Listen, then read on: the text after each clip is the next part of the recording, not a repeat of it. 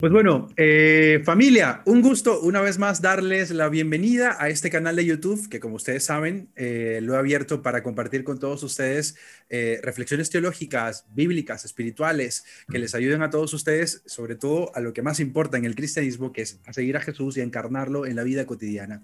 Y en este canal de YouTube tenemos un espacio que a mí me fascina y que gracias a ustedes ha sido posible, que es Teología en Casa. Y hoy nos encontramos en el primer episodio de este año.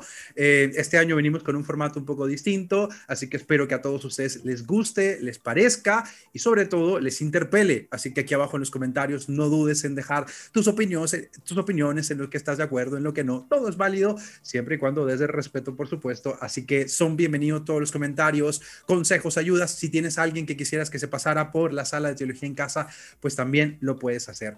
Hoy yo estoy súper honrado y súper emocionado porque se pasa por la casa de Teología en Casa una eminencia, un crack, como decimos nosotros. Lo he estado siguiendo en Twitter desde hace muchos meses y sin duda escribe de una manera increíble y no hay reflexión de él que no me haya dejado interpelado. Así que le damos la bienvenida a este primer episodio de este año a Rafael Narmona. Rafa, bienvenido. Gracias por compartir con nosotros en este espacio. Salúdanos, ¿desde dónde estás? ¿Desde qué parte del mundo te conectas con nosotros? Y cuéntanos así muy breve quién eres.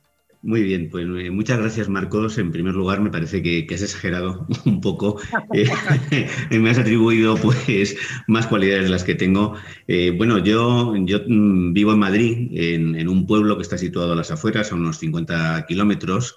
He sido profesor de instituto y de universidad durante 25 años. Lo que pasa es que en el año 2012 di el salto al periodismo. Fundamentalmente me dediqué a la crítica literaria en distintos medios, especialmente en el cultural, en revista de libros.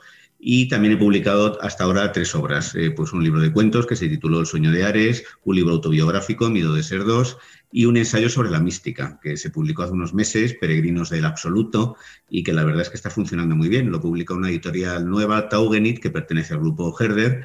Y bueno, de momento tengo otros proyectos. Estoy escribiendo para PPC una especie de novelita ensayo sobre Tintín.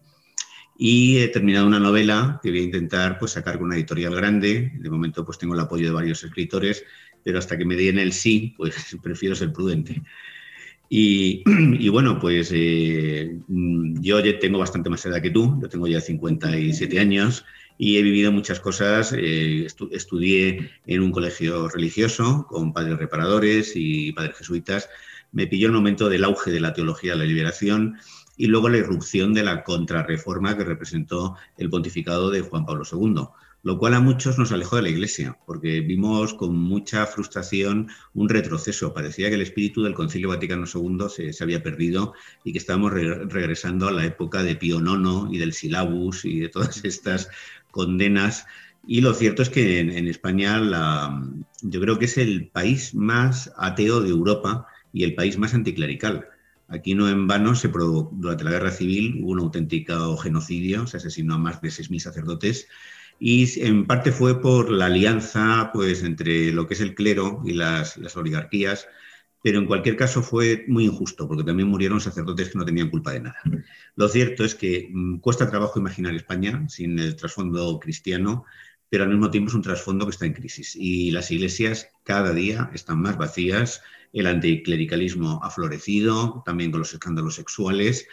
Y bueno, pues el Papa Francisco ha despertado ilusiones, pero de repente se ven frustradas, como lo que ha pasado hace unos días cuando se ha prohibido bendecir a las parejas de homosexuales. A medio plazo yo creo que el cristianismo va a retroceder, el catolicismo, pero sí, bueno, hay un grupo ahí de galos irreductibles, en este caso sería de españoles irreductibles como Asteris, que si nos aferramos pues, a ciertas convicciones de carácter cristiano. Yo voy a una parroquia muy pequeñita que se encuentra pues, en Plaza de Castilla, es una zona de Madrid, y el sacerdote convive con 14 inmigrantes subsaharianos. Conté su historia en Vida Nueva, donde tengo un blog, y esa es mi iglesia, pues una iglesia abierta, donde no se excluye a nadie, donde hay un ambiente pues, de libertad, donde las mujeres participan, donde acuden incluso a veces musulmanes, porque los subsaharianos que viven con Jorge, con el sacerdote, la mayoría son musulmanes y no se les cierra la puerta. O sea, se cumple lo que dijo que era John Sobrino, la esencia del cristianismo, que es la mesa compartida. Buenísimo, Rafa. Has tocado varios temas que vamos a retomar en medio de esta conversación, todos muy importantes, muy interesantes y además planteando, pues que se ve también en tu posición y es la lectura también que yo hago, esta otra crisis que vive el cristianismo o pues una continuación de la crisis que ha venido viviendo en los últimos años. Yo para empezar quisiera plantearte la pregunta esencial. Sé que has escrito varios artículos sobre el tema desde varios autores y la primera pregunta que yo tengo es, bueno, ¿el cristianismo qué es? O sea, ¿cómo tú entiendes el cristianismo? ¿De qué va el cristianismo? ¿Es una religión? ¿Es una escatología? ¿Es una teología? ¿Cómo lo ves tú? Yo lo resumiría en dos palabras. El cristianismo es fraternidad y esperanza. Como decía Hans Kuhn, un teólogo al que yo admiro mucho, el cristianismo es un humanismo radical y no se entiende si no es con gestos de solidaridad, de cercanía, de acogida hacia el otro. O sea, si simplemente es una vivencia espiritual de yo tengo miedo a la muerte y quiero tener una parcela en la eternidad, ese tipo de expectativa y de motivación, como dijo John Sobrino, no es cristiana. O sea, el que solo le preocupa su salvación y no le preocupan sus hermanos, ese no es cristiano. Entonces, el primer fundamento del cristianismo es la búsqueda del otro, porque a Dios no se le encuentra en una iglesia, se le encuentra en el otro, sobre todo cuando está en situaciones de fragilidad, de desamparo. Y cuando tú tiendes la mano al otro, se produce ese encuentro con lo trascendente que nos transmite esa otra parte que es la esperanza. Porque si por un lado está la fraternidad, por otro lado está la esperanza, y no la esperanza de no morir cada uno de nosotros, porque estamos muy apegados a nuestro yo, que esa es una perspectiva un poco miserable, ¿no? Sino por la esperanza de que haya un mañana ético para las víctimas. Yo pienso en los niños que murieron en Auschwitz, en la hambruna en Ucrania, durante el genocidio en Ruanda. Realmente hasta Horkheimer, que era un pensador marxista de la Escuela de Frankfurt, dijo una vez, tiene que haber un mañana. Entonces yo creo que tiene que haber un mañana ético, y no solo para nuestro yo pequeño y miserable, sino para que los agravios de la historia se corrijan. Y para no pensar que, bueno, que estamos en un universo absurdo, sin finalidad, que avanzamos hacia el colapso gravitatorio, hacia la máxima entropía, y que bueno, se ha llegado a especular que todas las civilizaciones que se desarrollan mucho se autodestruyen. Con lo cual el universo sería como una especie de gigantesco cementerio de civilizaciones que se han autodestruido. Esa perspectiva tan nihilista yo creo que es muy desalentadora. Entonces yo creo que esas dos patas son las esenciales, fraternidad y esperanza. Y el resto viene por añadidura. Entonces el cristianismo yo creo que sigue teniendo mucho que decir, pero hay que saber interpretarlo a la altura de los tiempos. Buenísimo. Ahora, se me ocurre una pregunta a propósito de esto que tú mencionas, Rafa, y que también lo has trabajado muchísimo y lo tiras cada tweet, y es, bueno, y entonces, ¿cuál es la relación del cristianismo con la iglesia? ¿La iglesia es el cristianismo se vive dentro de la comunidad? ¿Es posible que la iglesia no sea cristiana por más que se autodenomine, eso que John Sobrino llamaba el antirreino? ¿Cómo lo ves tú ahí, esa relación entre iglesia y cristianismo, a propósito también de las tensiones que mencionabas al principio? Pues yo, la última misa que acudí, que fue por Zoom, por cierto, como aquí estamos también con las limitaciones de la pandemia, y yo estoy por edad y por varias patologías entre los grupos vulnerables, tengo que ser un poco prudente, pues escuchando a Jorge Don Pablo, que es el párroco de la pequeña parroquia a la que yo voy, dijo, cada día me siento más cristiano y menos cura.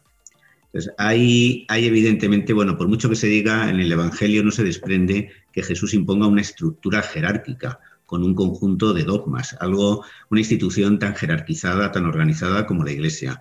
Sí es cierto que invita a una comunidad, pero en esa comunidad el más pequeño, el más humilde, será el primero, que es algo que muchas veces se olvida. Y bueno, pues el problema yo creo que el cristianismo es más que la Iglesia católica, es más que cualquier iglesia, expresa pues la relación del ser humano con Dios. Y bueno, pues luego se ha ido concretando en distintas iglesias. Yo pertenezco a la tradición católica porque nací en España, y en la Iglesia Católica he conocido algunas de las mejores personas que se han cruzado en mi vida, pero también algunas de las peores. ¿Cuál es el problema? Pues al crear una estructura jerárquica y al establecer algo tan absurdo desde mi punto de vista como es la infalibilidad papal, pues te estás acercando casi a lo que sería una institución de carácter político. O sea, realmente hasta a Karl Rahner le parecía un absurdo la infalibilidad papal, ¿no? Y Hans Kuhn, realmente eso es un principio que establece Pío IX, que fue el último jefe de Estado de los estados pontificios, antes de que los estados pontificios entraran a formar parte de Italia, y es la reacción de un político airado, y además en una época en que está en auge el modernismo, ¿no? Cuando se intenta renovar la Iglesia. Y Pío IX condena el feminismo, el liberalismo, al que llama el gran error del siglo, el socialismo, en fin, la democracia, los derechos humanos, todo lo que hoy nos parece esencial. Entonces yo, sinceramente, mi fidelidad es al Evangelio y creo que la Iglesia podría ser una fuente de esperanza. Pero si no tiene el valor de llevar adelante grandes reformas, se puede acabar convirtiendo en un fundamentalismo antidemocrático. Y todos perderemos lo que ha sido para muchos un hogar, un espacio de encuentro, ¿no? Entonces realmente la Iglesia Católica tiene que ser un espacio de encuentro, no un lugar donde se excluye y se aparta. Buenísimo. Esto que mencionabas me parece muy importante y justo vamos a tocar un tema bien, bien picante que está recién salido del horno a propósito de esta imagen de una iglesia que condena y que solo está ahí como para decir que está mal en el mundo, ¿no? Leí hace un par de horas un tuit de un obispo que decía, pues bueno, la iglesia tiene la autoridad para decir que no se pueden bendecir a las parejas homosexuales, pero también debería tener la autoridad y la valentía para decirnos qué sí hay que hacer, porque queda luego la imagen de una iglesia que solo dice no, no, no, no, no, y no muestra, bueno, no, y por dónde sí, y cuáles son los caminos.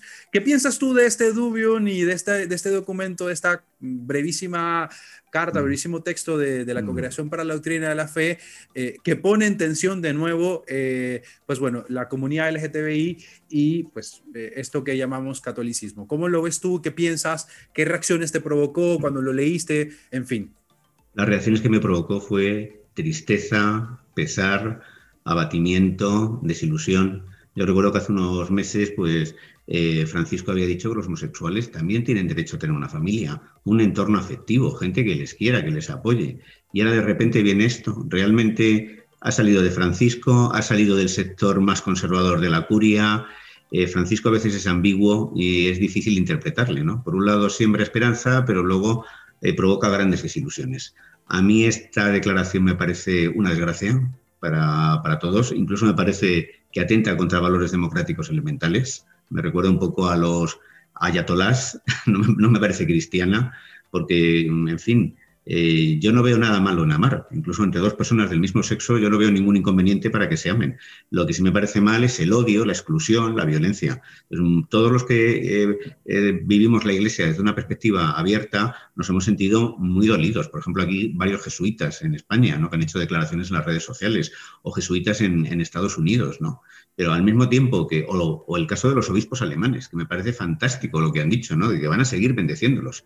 Ellos han inaugurado un camino que me parece fundamental, es el camino sinodal. Y yo creo que ese es el camino que puede llevar hacia realmente una renovación necesaria de la Iglesia.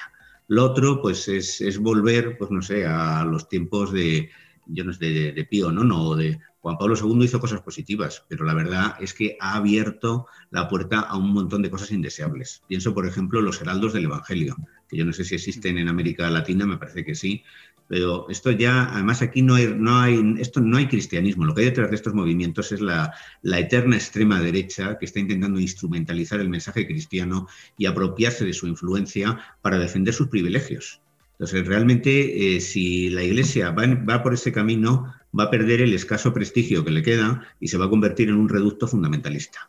Y esto en España, bueno, yo vivo cerca de Alcalá de Henares, aquí hay un obispo, Reig Pla, que ha hecho unas declaraciones homófobas verdaderamente lamentables, que incluso han sido denunciadas. Y bueno, los sacerdotes jóvenes, que ahora mismo están en sus parroquias, van con sotana, con una barba estilo Daesh, que les llega hasta el pecho, verbo incendiario, ponen la bandera de España a veces en el altar. Y yo ya tengo varios amigos que tienen un cristianismo difuso y que han dicho, yo he dejado de ir a misa, porque para eso me voy a un meeting de Vox o de cualquier partido de extrema derecha. Me siento muy decepcionado. Entonces, yo, desde luego, la valoración de este documento me parece una catástrofe y me ha producido muchísima tristeza.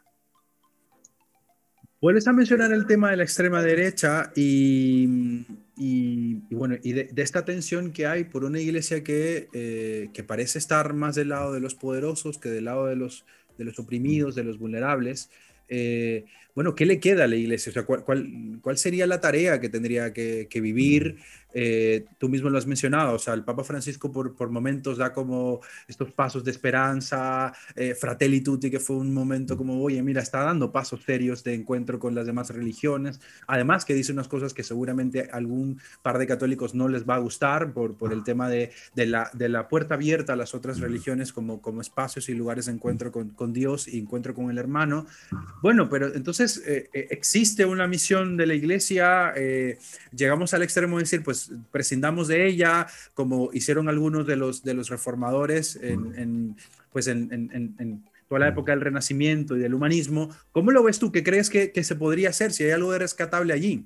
Bueno, yo de todas maneras quiero aclarar que aunque simpatizo con la teología de la liberación, me parece un error fundir marxismo y cristianismo. Por ejemplo, creo que el marxismo da unas herramientas que ya han quedado un poco anticuadas para analizar el capitalismo, pero como dijo Ignacio Ellacuría, el sacerdote jesuita español asesinado en El Salvador, si no me equivoco, creo que fue en el año 89 o el 89 es cuando sí, 89, pues dijo, bueno, el marxismo no da una respuesta ética al problema que genera el capitalismo, porque la violencia revolucionaria, la dictadura del proletariado, evidentemente pues lleva hacia la Unión Soviética o hacia otras dictaduras comunistas que hemos conocido. Yo me resisto a abandonar la iglesia, porque ahí todavía tengo amigos, tengo sacerdotes, gente que realiza una gran labor, personas de una gran calidad humana, abiertas, dialogantes, pero no sé lo que va a pasar cuando desaparezca Francisco. Si apareciera en su lugar un papa ultraconservador con un mensaje muy regresivo, muchos nos plantearíamos tal vez abandonar el redil o reunirnos de otra manera. Aquí en Alcalá de Henares hay grupos de cristianos de base que se reúnen por su cuenta. Entonces no acuden a la liturgia, pero se encuentran una vez en semana, rezan un Padre Nuestro, hablan de distintos temas. Yo creo que la Iglesia debería fijarse en modelos como Pere Casaldáliga, que me parece que ha sido pues este sacerdote claretiano, ¿no? O John Sobrino, al que yo admiro muchísimo, o Pedro Arrupe, ¿no? Que fue una figura luminosa, ¿no? Ellos deben ser la inspiración, ¿no? Personas de una gran calidad humana. En España pienso en Alberto Iniesta, que fue un obispo que luego le hicieron la vida imposible. Si por el contrario, pues la Iglesia comete el gravísimo error de acercarse pues a esta especie de derecha populista que está floreciendo por todo el mundo, que nos la encontramos en Italia, nos la encontramos en Brasil, en España, en Francia, pues si toma esa dirección la Iglesia, yo creo que se va a quedar, va a perder el escaso prestigio que aún tiene. Y simplemente de pensarlo, a mí ya me entra un malestar enorme. Espero que el Espíritu Santo intervenga y que tengamos un Papa que continúe la senda de la renovación. De momento, lo único que nos cabe es esperar y, sobre todo, hacer oír nuestra voz. Es decir, nosotros también somos Iglesia y vemos las cosas de otra manera. Es muy importante eso que tú mencionas y tal vez una última pregunta del tema de la iglesia para proponer otro aspecto y otro horizonte. Y es el tema de, claro, cuando sale este documento de la Congregación para la Doctrina de la Fe, una vez más se vuelve a plantear las dudas y yo creo que también las suposiciones de muchos católicos, y es creer que la iglesia es como un ente regulador y que únicamente existe para señalar quién sí y quién no, olvidando que también pues en la teología más profunda del Nuevo Testamento y de San Pablo, la iglesia pues es un cuerpo vivo y es un cuerpo de diferencias, es un cuerpo que es muy distinto. El Papa Francisco retoma esta idea y en Evangelii Gaudium nos recuerda que pues la diversidad es don del Espíritu Santo. Y eso me parece como que muy importante porque luego pareciera que, no sé si te ha ocurrido a ti, Rafa, pero pareciera que uno no puede estar en contra de la iglesia o decir, mira, no estoy de acuerdo. No, tú tienes que decir que sí a todo lo que diga la iglesia, a cualquier documento que tenga el sello de la Santa Sede, tienes que decir que sí.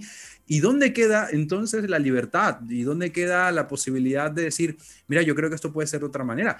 ¿Cómo lo ves tú? ¿Crees que también hay como un autoritarismo ahí, como un paternalismo todavía de parte de la iglesia, de bueno, las ovejas, y también pues de ese mal que ha criticado tanto el Papa Francisco, que es el clericalismo? ¿Cómo lo ves?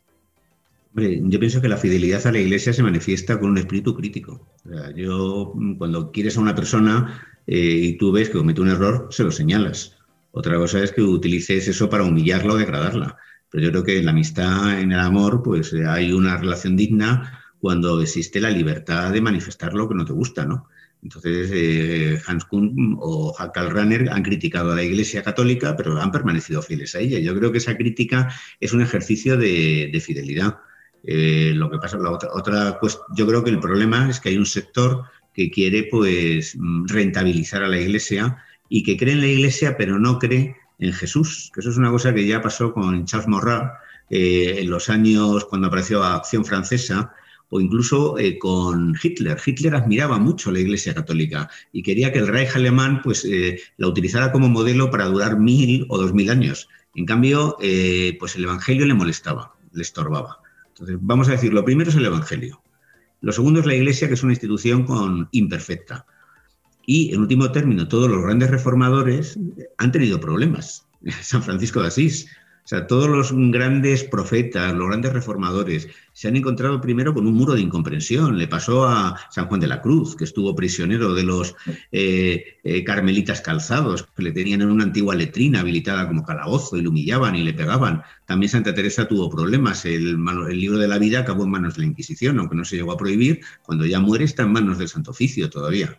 Entonces yo creo que ahí lo que no hay que permitir es que muchas veces conceptos que a mí me parecen sacados del paganismo contaminen la Iglesia. Por ejemplo, si tú quieres hacer un acto cristiano, abraza a alguien que sufre, muéstrate solidario, no cojas a un niño Jesús de escayola y le des un beso en mitad de una especie de con una expresión teatral. Yo eso lo he visto en muchas iglesias, ¿no? Que de repente a mí me gustan las imágenes, tengo algunas, etcétera, pero no me olvido de que son imágenes.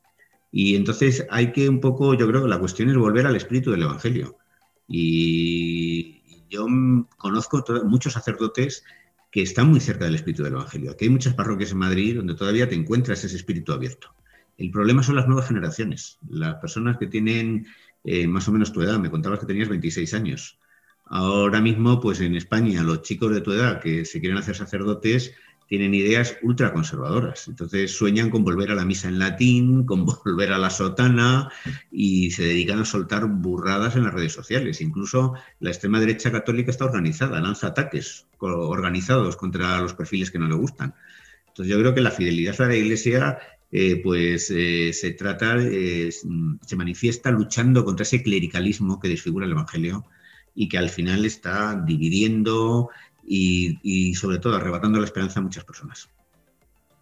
Rafa, ¿crees que es posible que podamos convivir en esta estructura que también tiene una dimensión política que llamamos iglesia? ¿Crees que es posible que convivamos pues todas estas comunidades que tú y yo conocemos, que son más conservadoras, con estas otras, ¿no? Como en las comunidades eclesiales de base o las comunidades de la teología latinoamericana? ¿Crees que es posible que convivan o la iglesia tiene que hacer una opción entre A o B? ¿Cómo lo ves?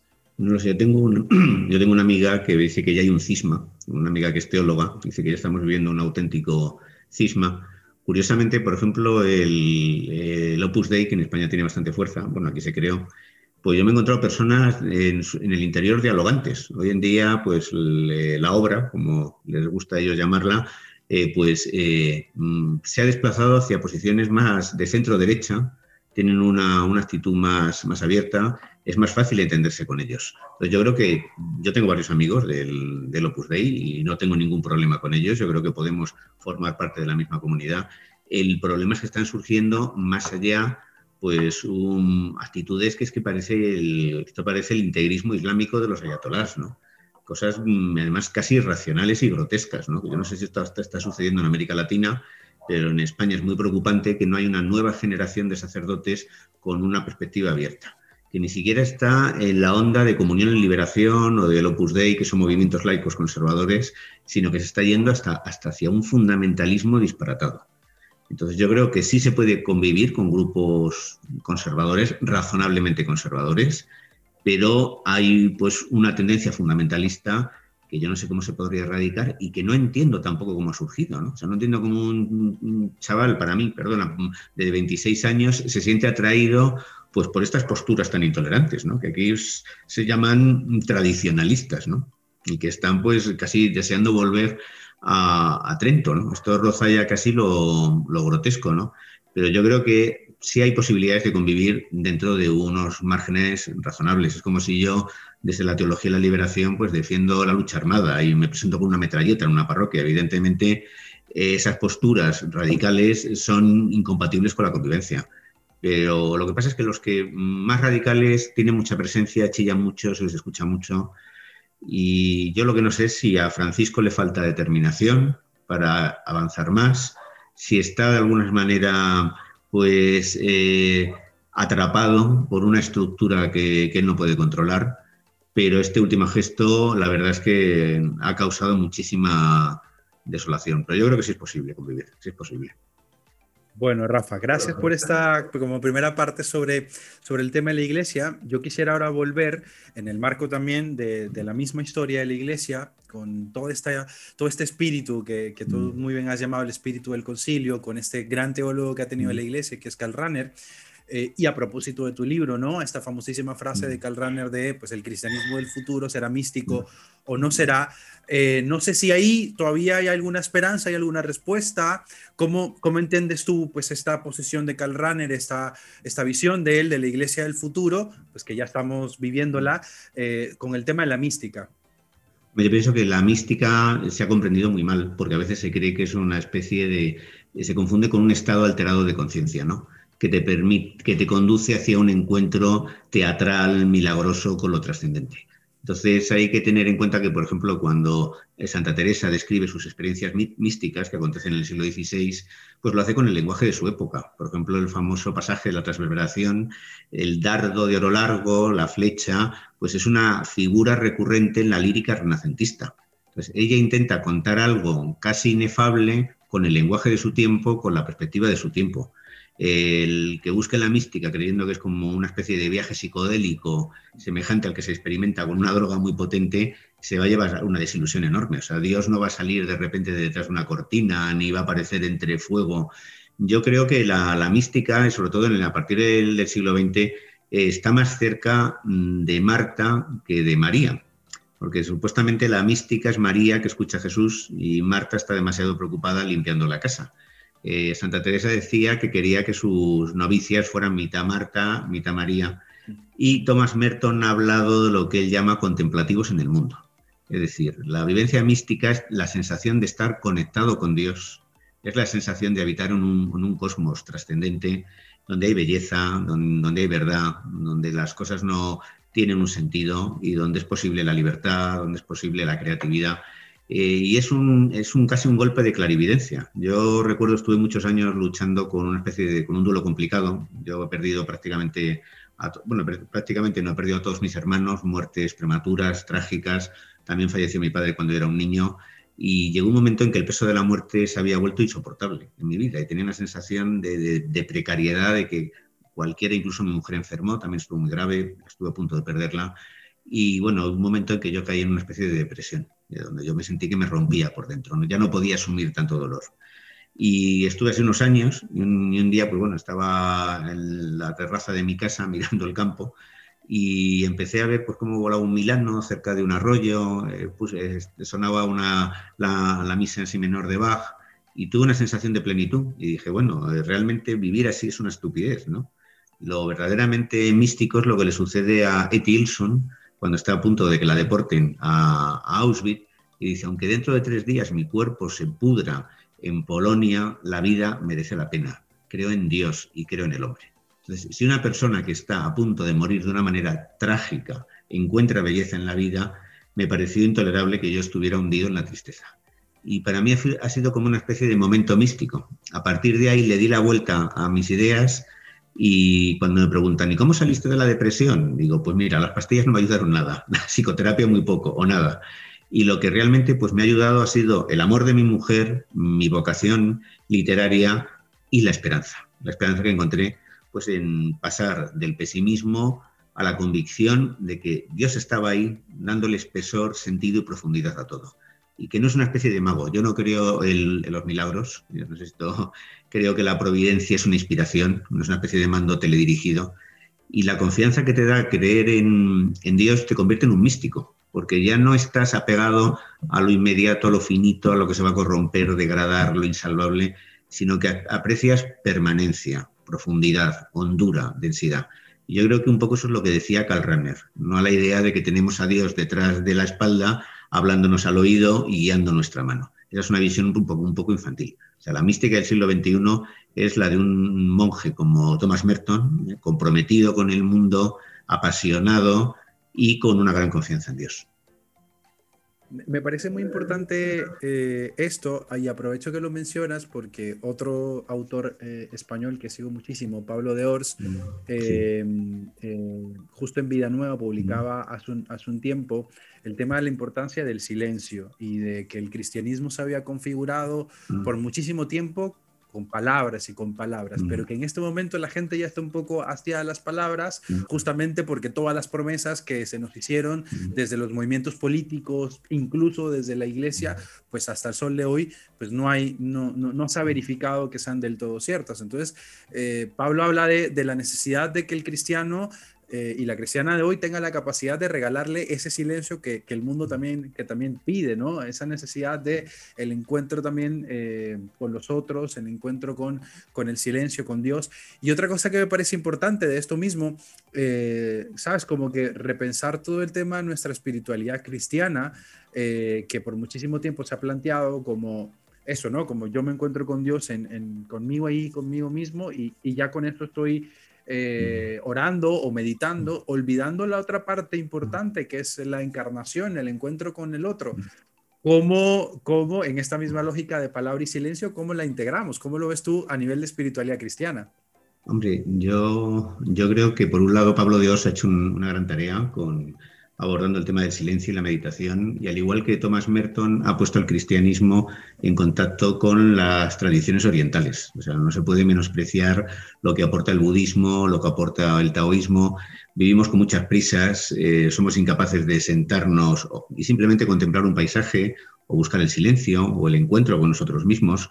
Hay mucha gente que vive en Madrid y nunca ha visitado el Museo del Prado, que nunca ha ido a uno de los grandes jardines que hay, porque siempre del trabajo al coche, del coche al trabajo, y en fin, realmente necesitamos vivir el tiempo de otra forma, redescubrir el mundo, redescubrir el silencio, integrarlo en nuestra vida, escarbar en nuestro interior, intentar averiguar lo que hay dentro de nosotros, siguiendo un poco con lo que decía San Agustín, ¿no? que se va de lo exterior al interior y de lo interior a lo superior. O sea, el encuentro con Dios también se produce a través de la introspección, y ahí está el silencio.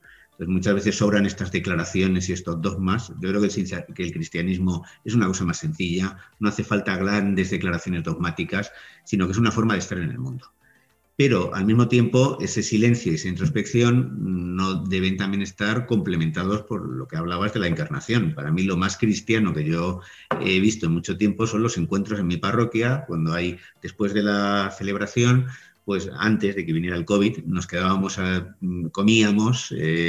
España cada día se parece más a Europa en el sentido de que ya hay vecinos que ni se saludan, cada vez estamos más aislados. Yo creo que en América Latina eso no ha sucedido, que todavía la gente se comunica bastante, si no me equivoco. Aquí sí, por ejemplo, mi madre, que ya falleció, cuando coincidía en la marquesina del autobús con un desconocido, se ponía a hablar con él. Y eso en la España en los años 50, 60 era normal. Ahora si lo haces te consideran un psicópata, piensan que estás trastornado, ¿no? Entonces de repente en mi parroquia ver que la gente no solamente acude a misa, sino que se queda a comer, y en un local amplio hay allí 30, 40 personas, de los cuales a lo mejor 10 son inmigrantes subsaharianos y sacan sus instrumentos musicales, la gente se pone a cantar.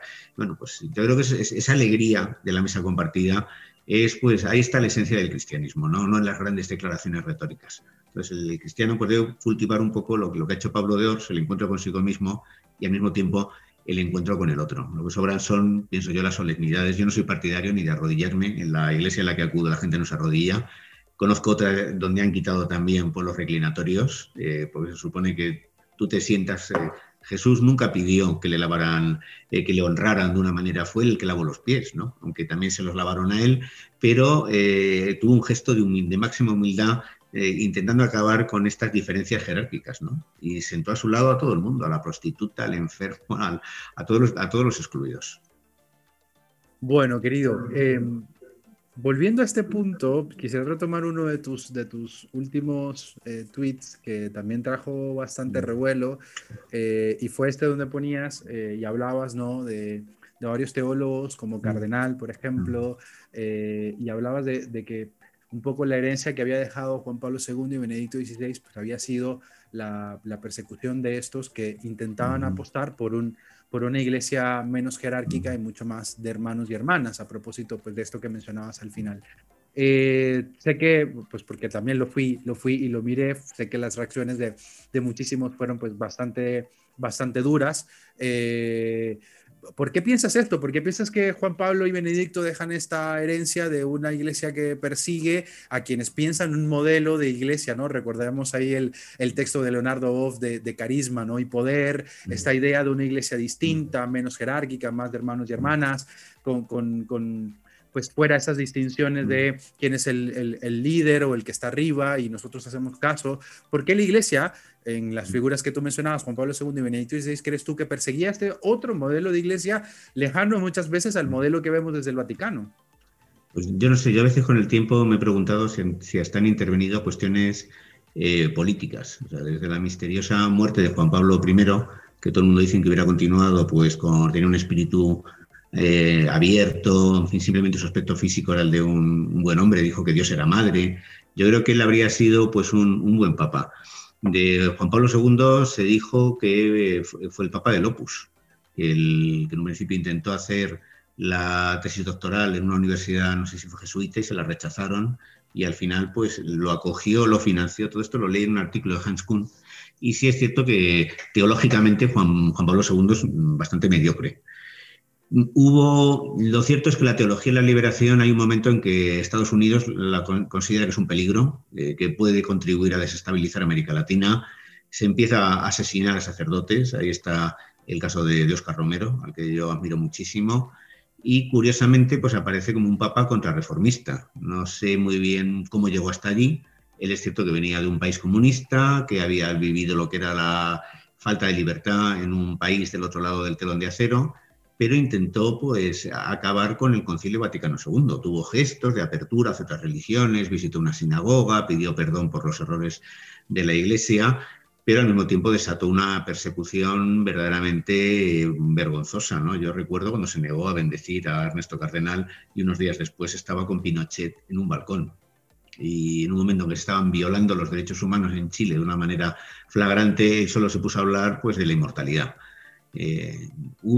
Detrás de los acontecimientos hay factores que desconocemos y que las razones por las cuales siempre un papa polaco que había vivido pues una dictadura comunista, pero lo cierto es que su pontificado duró mucho, acabó prácticamente con la teología de la liberación. Me contaron que bueno, se aprovechó que Arrupe tuvo un accidente cardiovascular para relegarle. Ahí me han contado que Arrupe salía a su encuentro todos los días con la esperanza en Roma de que le bendijera y que nunca lo hizo Juan Pablo II, porque nunca le perdonó que según él había metido el marxismo en la compañía de Jesús. Realmente, bueno, pues parece que fue un papa que además iba en la misma onda que Ronald Reagan y que Margaret Thatcher, ¿no? Esta especie de revolución neoliberal, neoconservadora. Y bueno, pues Benedicto XVI, curiosamente, a mí me parece un hombre más sensible, más inteligente. Dicen que también pues, renunció al cargo porque se vio impotente frente a una serie de cosas que les desbordaban.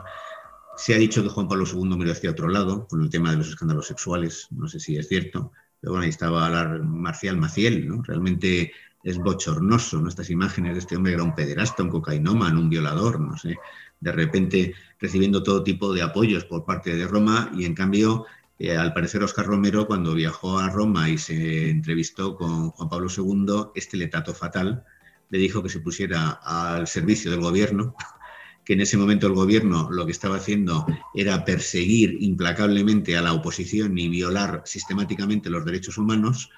Y a la salida de este encuentro se topó con Arrupe y Arrupe al parecer le confortó y le dijo, bueno, le dio unas palabras y él gracias a esto yo desde luego creo que el pontificado de Juan Pablo II ha representado un paso atrás y no sé si podremos recuperar algún día el espíritu del Concilio Vaticano II, parece que con Francisco íbamos en esa dirección, pero de repente suceden cosas como esta. Bueno, muy bien. Yo creo que para ir cerrando esta conversación, la última pregunta que me queda, porque hemos dialogado pues bastante de estas tensiones que hay dentro de la iglesia y pues de la esperanza que muchos hemos puesto en la figura de Francisco como un papa más abierto, con otras características menos romano, si se quiere decir de alguna manera, ¿no? Como mucho más cercano, pues también pues bueno, su corriente de la teología del pueblo y demás.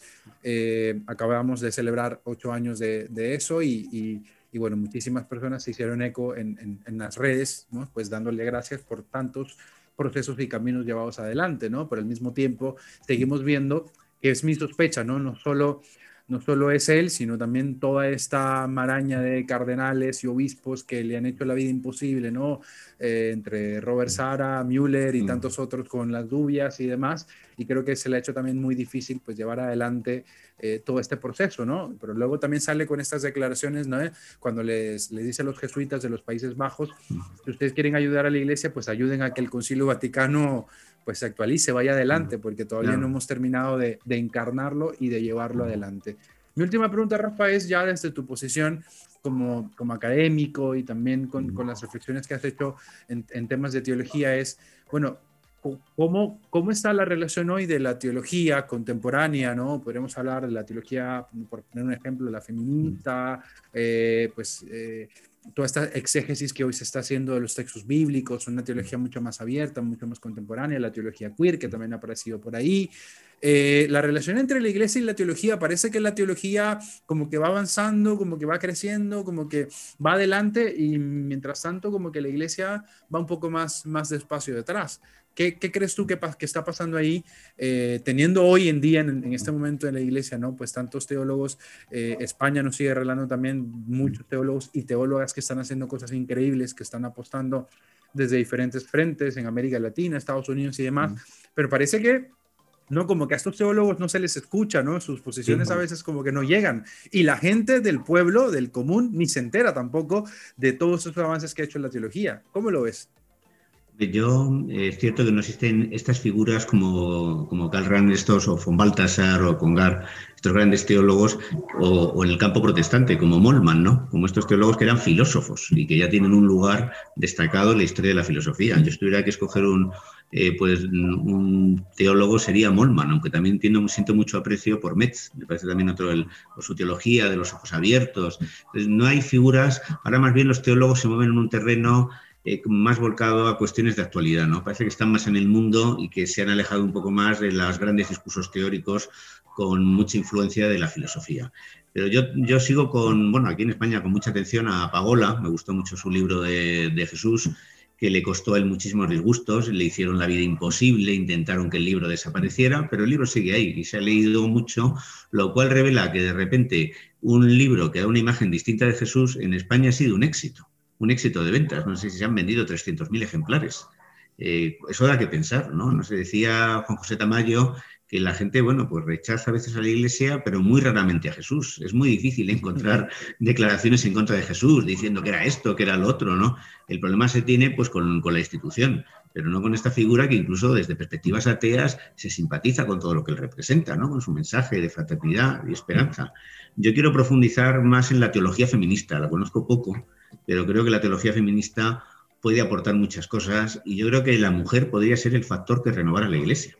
O sea, yo sueño con mujeres que ejerzan el sacerdocio. Curiosamente me estoy encontrando con mujeres que me están diciendo que no son partidarias porque lo que hay que hacer es acabar con el clericalismo. Que si a las mujeres de repente se las convierte en sacerdotes, pues es una manera de desactivar su potencial transformador. Lo que sí es cierto es que la mujer desempeñó en la predicación de Jesús un papel muy importante. De hecho, en el Evangelio según San Juan, Magdalena es la primera que ve a Cristo resucitado, ¿no? Entonces, ahora esa situación que las mujeres sí, ahora de repente se les permite algo que ya llevan haciendo mucho tiempo, leer, subir al presbiterio, ya solo falta decir, y también pueden fregar, si hace falta, y barrer. Lo cierto es que, por ejemplo, en mi parroquia hay varias mujeres que a veces dan hasta homilías, lo cual es totalmente irregular, pero hay algunas parroquias que ejercen una sana rebeldía y un sano inconformismo, y en la mía pues he visto a varias mujeres hablando, comentando el Evangelio, y tienen muchísimo que aportar. O sea, una iglesia donde el celibato fuera opcional y la mujer tuviera un papel importante, yo creo que podría dar una vuelta espectacular y podría atraer a todas esas personas que se han alejado. Con los pocos gestos que ha tenido Francisco, mucha gente ha vuelto. Con un papa pues, que tuviera una posición más firme, no sé lo que sucedería. Lo que no podemos es vivir secuestrados por miedo a una minoría clerical fundamentalista, por miedo a que se rompa la iglesia, porque ese es el argumento que ellos tienen para frenar las reformas. Yo conocí un poco a Teresa Forcades, que me pareció también muy interesante, los planteamientos, y he de reconocer que lo que es teología contemporánea de autores vivos leo muy poco. Tal vez, no sé si esto es una manifestación de que ya me he hecho mayor, de que ya me acerco a los 60 años, y siempre, pues bueno, pues prefiero cogerlos a los grandes teólogos. Me gusta mucho Gustavo Gutiérrez, ¿no? Todo lo que se ha hecho después de la teología de la liberación, admito que estoy un poco descolgado, pero sé que, bueno, hay grandes teólogas que están haciendo una gran labor, o Rafael Luciani también me han hablado estupendamente de él. No he llegado a leer, me da vergüenza decirlo, ninguno de sus libros. Yo, al trabajar como crítico literario, pues estoy tal cantidad de trabajo, publico como unos 150 artículos al año, que es a veces una media de 4 artículos en semana. Y entonces vivo para trabajar. Pero yo me lo apunto como una asignatura pendiente, porque creo que los cambios tienen que venir de ahí, y especialmente de las mujeres. Y es muy esperanzador ver a un chico como tú, Marco, con 26 años, pues con una visión tan sana y tan positiva de la fe.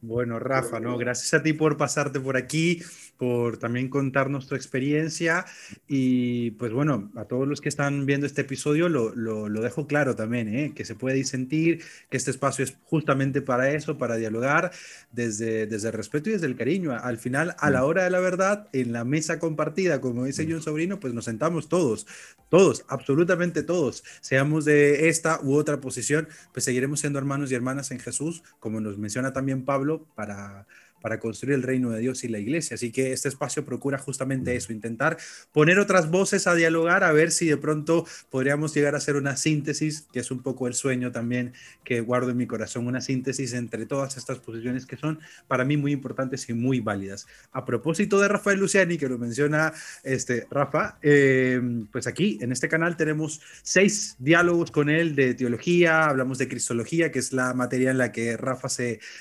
especializa, y hablamos también sobre reforma y renovación de la iglesia, que es otro tema que ha trabajado él y todo este grupo iberoamericano de teología, donde pues hay teólogos y teólogas de todo el mundo dialogando y tratando de ayudar y acompañar al Papa Francisco en sus ideas de reforma y renovación. Así que por aquí arribita te voy a dejar para que puedas ir a ver estas entrevistas con Rafa, y bueno, también dialoguemos allá en ese otro espacio. Bueno, Rafael Arbona, última intervención, pregunta, palabra que quieras compartir con nosotros, alguna esperanza que quieras dejar para quienes venimos un poco acá recién empezando el camino teológico, para quienes visitan mi canal aquí en YouTube, alguna palabra que quieras dejar, pues bueno, de ánimo, de esperanza y de lo que quieras decir. Hombre, yo creo que se vive mejor con Dios que sin Él, porque el encuentro con Dios lo que te hace es abrazar la vida. Entonces, el sentido de tener a Dios en la perspectiva no es pues adorar a un ídolo. A mí esta imagen que se hace de Dios como un monarca absoluto, como un rey, ¿no? Que parece hecho a la imagen y semejanza de las miserias del hombre. Yo creo que hay una cosa, que Dios tiene hasta una propia vida. O sea, yo no creo en ese Dios omnipotente, inmutable. Han Jonas, un filósofo judío, decía que la misericordia de Dios es infinita, pero está limitado por muchas cosas. Por ejemplo, está limitado por la razón. O sea, no puede hacer que 2 y 2 sumen 5, no puede hacer que el tiempo retroceda. Y él mismo está limitado por nuestra libertad. ¿Por qué no intervino en las grandes tragedias de la historia? Pues porque si Dios fuera un mago que interviene, primero, ejercería una coacción tal, nos sentiríamos como en Gran Hermano, siempre con un ojo escrutándonos. Segundo, porque quiere respetar nuestra libertad de creer en Él o no, y nuestra libertad de organizar autónomamente nuestra vida y ser los protagonistas de la historia. Entonces, si tenemos una imagen de Dios distinta, una imagen de Dios que se acerca, que sufre, que llora como Cristo, ¿no? Que aprende de la experiencia, ¿no? Que viaja con nosotros, ¿no? hacia hacia un destino de encuentro, de fraternidad, nuestra vida mejorará. Si en cambio vemos a Dios como un monarca absoluto que nos castiga y que nos reprende y que nos vigila, pues nuestra vida se empobrece. Yo creo que hay mucha gente que sigue buscando a Dios, que eso es una búsqueda universal, está en el corazón del hombre, va a sobrevivir a todos los cambios, se encuentra en todas las culturas y yo creo que la religión, si no se convierte en un fundamentalismo, que entonces es un peligro para la convivencia, sigue aportando esperanza. Y tenemos que, los que vemos la religión así, como Marco, como yo, como un montón de gente, tenemos que recordarles a los que son escépticos que Dios es sinónimo de esperanza y que realmente el cristiano es amigo de Dios, no es siervo de Dios, es amigo de Dios. Y que luchemos por esa imagen de Dios porque yo creo que todos viviremos mejor y habrá más posibilidad de entendimiento entre los pueblos. Bueno, Rafa, sabes que quienes se pasan por aquí están también interesados en leer una teología bien interesante, así que no puedo dejarte ir de este episodio sin que nos recomiendes, además que haces crítica literaria, así que seguro tienes ahí un montón que nos puedas recomendar. ¿Algún libro, algún autor que tú digas, oye, esto es esencial para las nuevas generaciones, para quienes venimos ahí gestando teología renovada, nueva, los que estamos en la facultad de teología todavía estudiando? ¿Algún libro que tú digas, oye, este te lo tienes que leer? Hombre, yo pienso que un libro que hay que leer es El Dios crucificado, de Moltmann, que además habla sobre Auschwitz. Es el libro que estaba leyendo Ignacio Ellacuría cuando lo asesinaron en El Salvador y se conserva el ejemplar con manchas de sangre. Yo, cuando el libro se plantea ¿dónde estaba Dios en Auschwitz? Dice, pues en el interior de las cámaras de gas, sufriendo. Decir lo contrario sería blasfemia. Dios sería una nada destructora si no acompañara al hombre en el sufrimiento, en sus horas más trágicas, ¿no? Entonces yo creo que ese libro es esencial. Yo lo recomiendo incluso al que no sea cristiano, porque da una imagen del hombre, de la historia, y además está muy bien escrito. Un libro que a mí me conmovió mucho fue El Jesús, de Hans Kuhn, me gustó mucho, y que yo creo que se complementa con La aproximación histórica de Pagola. Son dos obras que yo aconsejaría leer conjuntamente. Y voy a recomendar a un filósofo español, Javier Gomá, que imagino que lo conoces, que es el director de la Fundación Juan March y que ha sido Premio Nacional de Ensayo. Escribió una tetralogía sobre la ejemplaridad espléndida. Es lo más parecido a un Ortega contemporáneo, pero un Ortega Gasset creyente, ¿no? Tiene dentro de su tetralogía, Necesario por imposible, es un libro precioso que habla sobre la inmortalidad y que plantea la inmortalidad como una mortalidad prorrogada. Realmente no es el alma inmortal, sino que sobrevivimos y lo que nos permite Dios es continuar las trayectorias que hemos dejado incompletas. Entonces él especula sobre cómo puede ser esa mortalidad prorrogada y la verdad es que es un libro bellísimo. Y para finalizar, un libro del que haya hablado y que ha desempeñado un papel muy importante en mi vida y que es El diario de Tilson, que también se puede leer con el diario de Ellen Berg, que también es una judía holandesa que murió asesinada en Auschwitz. Entonces, estos libros, no sé, el Tilson, yo creo que debía ser lectura obligatoria, ¿no? Para todos los chicos, igual que El hombre en busca de sentido, de Víctor Frank, ¿no? Son libros que aportan esperanza. Yo creo que, bueno, si el hombre ha sido capaz de crear estas cosas, ha creado el infierno del Gulag, de Auschwitz, de Ruanda, pero al mismo tiempo nos ha dejado regalos como la obra de Tilson o de Edith Stein, que es otra figura a la que yo admiro muchísimo. Entonces yo creo que hay motivos para tener esperanza. Yo una vez dije, no puedo ser pesimista porque el hombre ha creado el libro. Y eso ya es una razón para mirar el futuro con esperanza. Bueno, Rafa, gracias de verdad por aceptar pasarte por este espacio de Teología en Casa en este primer episodio de este año. Abrimos con broche de oro con tu participación, así que desde acá en la distancia también un abrazo para ti, para los tuyos, para los que guardas en tu corazón y bueno, también en medio de la distancia también por coronavirus, pues bueno, mucha esperanza que podamos salir de esto mejores, ojalá mejores. Muchas gracias, Marco, y me despido diciendo que España tiene que mirar más a América Latina, porque somos pueblos hermanos, con las mismas tradiciones, las mismas lenguas, y ha sido un placer hablar con panameño, me has dicho que eres, ¿no? Con un joven panameño que aunque se encuentra en Colombia, y yo siempre estoy muy pendiente de lo que pasa en América Latina. Somos hermanos y te envío un gran abrazo. Muchas gracias. Gracias.